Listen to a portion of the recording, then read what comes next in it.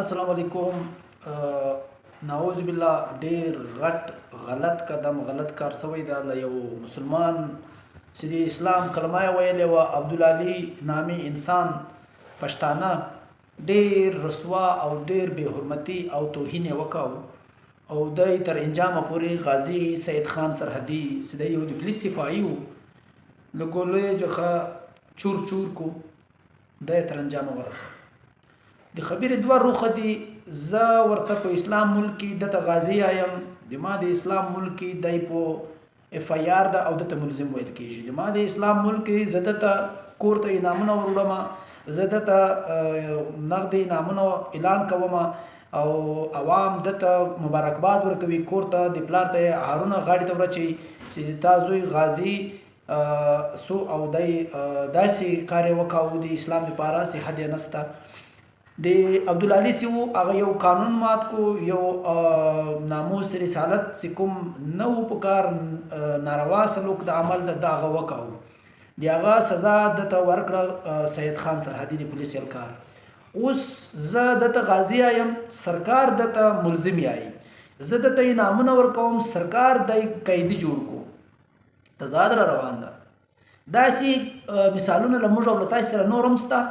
هغه دا مثال چې سلمان تاثیر والا کیسه د یاده کوي،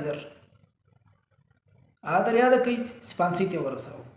اوس به څه کېږي؟ آیا د کوم چې سید خان سرحدي د هغه هم خپل قانون د ملک مات کو که نه کو مات؟ اسلام موږ ته دا یایي چې بالکل به ته په ملک کې اوسېدا کې هغه ملک یو بادشاه لري، هغه ملک تقوادار خلک لري، عالمان لري، هغه به فیصله کوي که بیا ما او تا کوو. که چیر ما ته فیصلې کوو بیا په کار د سره ولاړ سئ، نور فیصلې هم موږ خپله شروع په خپله بیا کوو. که نه دغه ناموس رسالت نعوذ بالله یو مرتد انسان، یو بې ضمیره، یو بې ایمانه، یو د خدای نافرمانه دا رنګه قدم اخیستی سي، یا یو لیونه یې چې دماغ یې خراب دا رنګه قدم اخیستی سي. د هغه دپاره هم باقاعده نوی قانون جوړ ده، د هغه دپاره سزاوي دي، جزاوي دي. که د ما او د تا په دې ملک کې په قانون باندې اعتبار نسته، په عدالت هم اعتبار نسته، په جج هم اعتبار نسته، په سیستم هم اعتبار نسته، په اسمبلیانو هم اعتبار نسته، بیا خو نو موږ ځان ته ډېره غټه دوکه ورکوو چې بیا هم خوشحالي محسوس خوشحاله یو. مطلب دواړه روخه به عوام ګورې، زه به ګورم، تاسې به ګورئ. دته زه غازی یم، سرکار د سره ملزم لیکلی ده، زه د پلار او کور والي ته هارونه ورکوم، دوی ته دی یې قید کړی ده.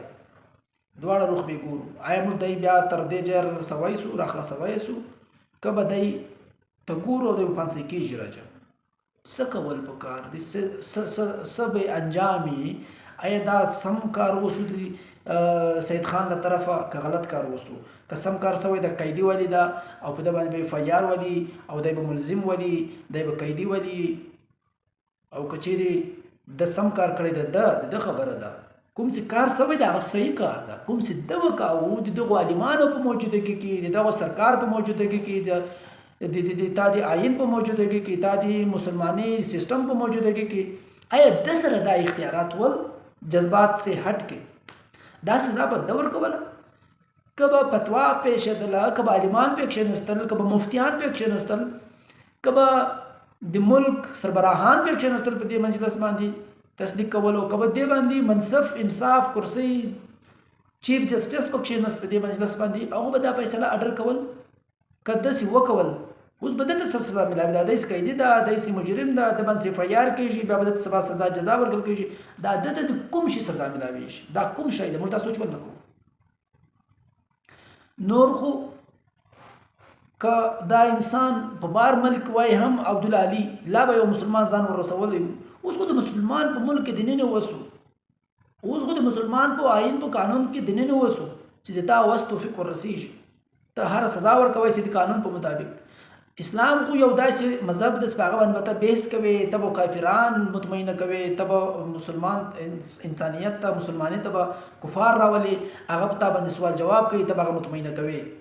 نو دلته به سوال جواب کېږي، سبا که سوال جواب اوس خدای دې نه کوي فتوا پې ولګېده چې دا مرتد ته یا دغه له اسلام اوښتی ده، بیا خو نو سبا دا انعامو ته دغه کسو ته خلک وګوري هغه بل هم د سره ولاړې ځان باندې د غازي نوم شغل غواړي انعامونه یې زړه غواړي نو به سبا ما او تا دغه سپین مسلمانانو ویستلي تصدیق کولو بغیر الله دې موږ تاسو ټول باندې رحم وکړي الله دې حق ترکه سره ورسوي دواړه مسلمان ول ایم عبدالعلی مسلمان وو تر دا مرتد کېدا فیصله دا دې ما او دې تا زه نه بولم په دې باندې چې موږ په ملک کې ډېر غټ غټ عالمان ناست دي مفتیان ناست دي هغه به دا تصدیق کوي هغه به دلته منصف ناست دي انصاف کرسي باندې ججان ناست دي هغه به دا فیصله کوي چې آیا دغه دی کوم انجام ته رسول پکار وو